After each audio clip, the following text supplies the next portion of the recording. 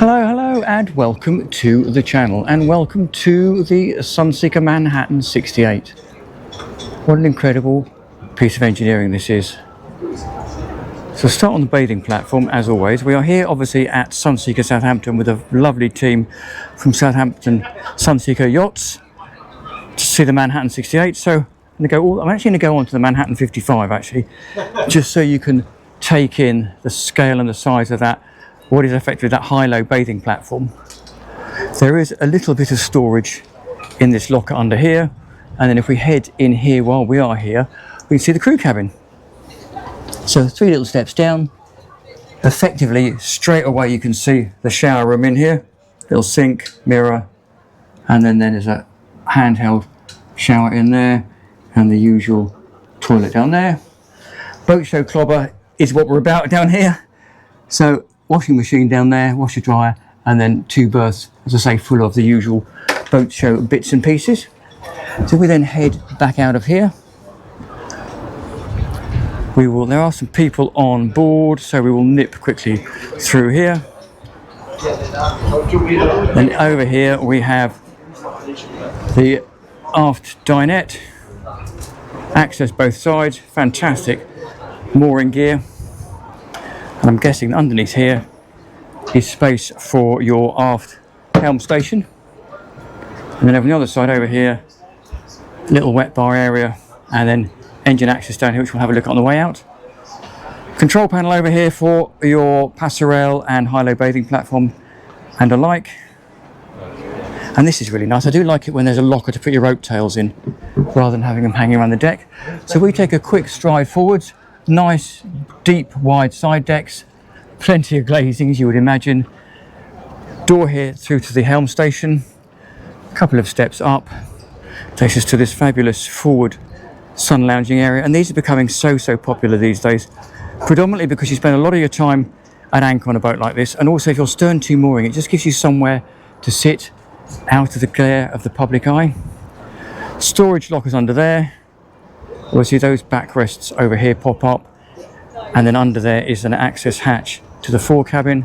And I think that table's fixed, but you can take the middle section out, and then you can see down here there's a bimini, so you can effectively put a bimini cover up over the top of that seating section there just to keep the sun off.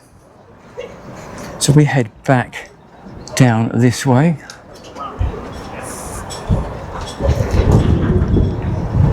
We'll go up on the Flybridge first because there's nobody up there.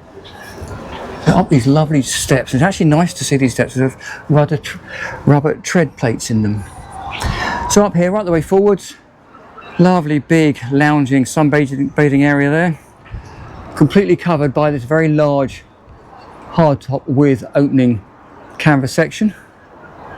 And that leads us to this very large, and I seem to say large a lot, dining area. I think you could easily get 10 or 12 people around there. Big folding table,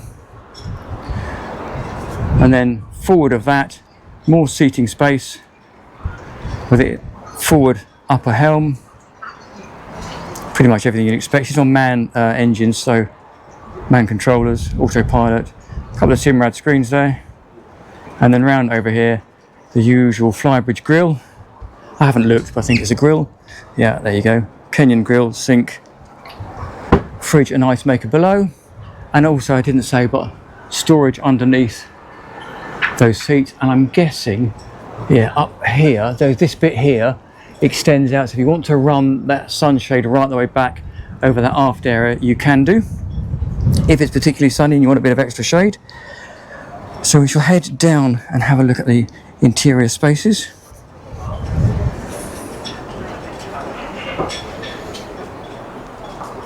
So beautiful, really nice actually aft dining area.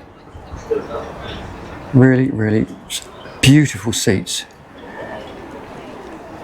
So that is then fed effectively by this sort of sideboard storage area for plates. Very nice ring of cupboards around the top there, and then aft galley over there. Full-size fridge freezer, relay oven and hob. Nice stainless sink, and again a little bit more storage above. That leads us forward to the sort of pilot lounge over here. Again, vast amount of seating, I'm guessing there's storage underneath all of that.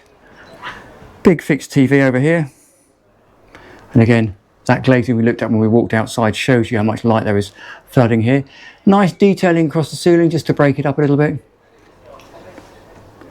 That then leads us obviously naturally forward to the helm station, which has side door access for that watertight sea door. Lovely little helm seat with a pop-up bolster. And then very similar to the Flybridge, usual expected set of controls. Proportional bow and stern thruster over there, joystick controller, man, gear and throttle selectors and SIMRAD screens as above.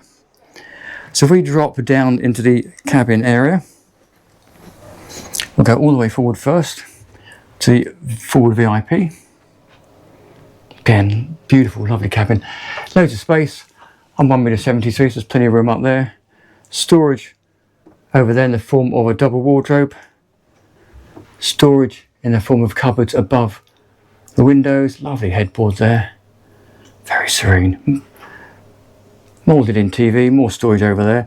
And effectively this door here is the door to this cabin. So as you come in, straight away, you're greeted by the portside ensuite heads to the master, sorry, to the VIP.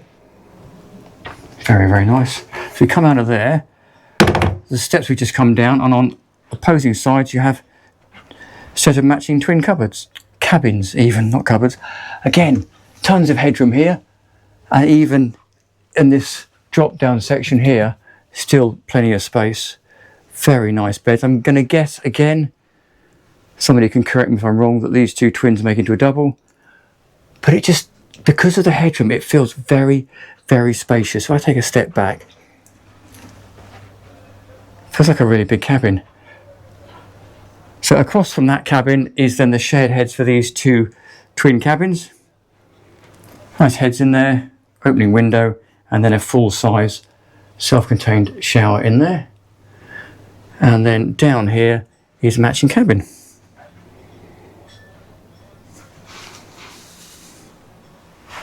Again, I'm sure those beds can be made into a double.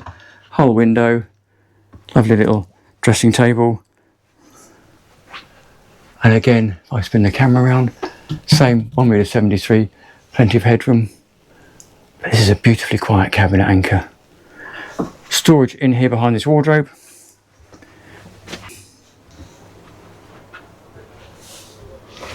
Back up the steps.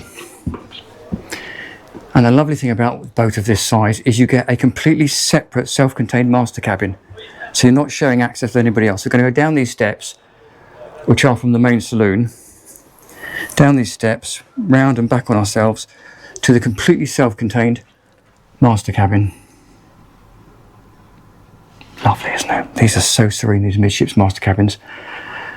So over here we have a little vanity unit, nightstand, big sort of leather dressing around that window, wardrobe over there, feature TV, lovely little inbuilt sofa unit over there, whole window, which is showing you the boat next door, which is a bit weird, and then into the ensuite heads for the masters. Now again, you cannot appreciate this on a video, but whatever air freshener they're using or scented system they're using in here, it's just divine. There you go. It's hard not to love a Sunseeker, isn't it? So there you go. That is the master cabin. A little bit more storage over the far side, and obviously a bit of storage tucked away in there under the TV. So if we now come back out of here, I'm sure there's storage in there as well. Back around here, back up past the galley. We're going to have a quick peek in the engine bay.